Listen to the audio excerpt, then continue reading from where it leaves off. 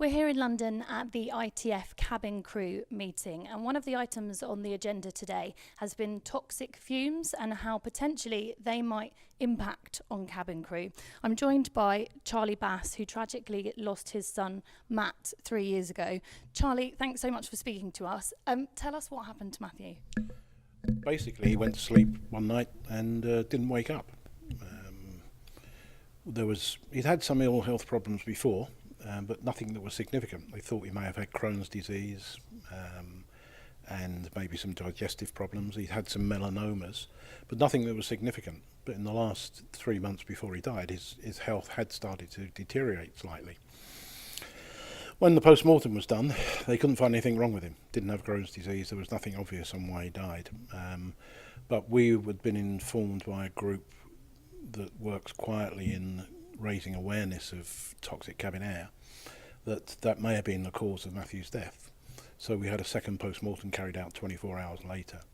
And the reports from that, which were substantiated by an independent expert in the US as well, showed that Matthew had suffered massive organophosphate poisoning of his nervous system, which would affect the communication between his brain, his lungs and his heart.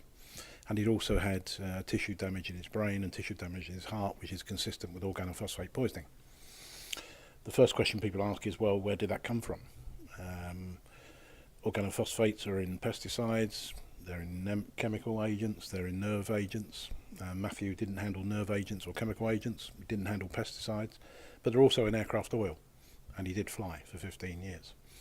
And after my research and looking at what happens, it was very clear to me that there was some connection between Matthew's job, flying, and the contamination that comes into an aircraft cabin. So you've launched a campaign to seek more information to try and get justice for Matt. How have trade unions been involved in that campaign? I think up until Matt's death, the union at Unite's level had been not fully aware of how serious the issues were. What you have to remember is that flight crew, especially on long haul, may only fly with each other once every 5 or 8 years, because it's just the way that the rostering happens. So if they don't see people, they don't know, that maybe they're not around anymore.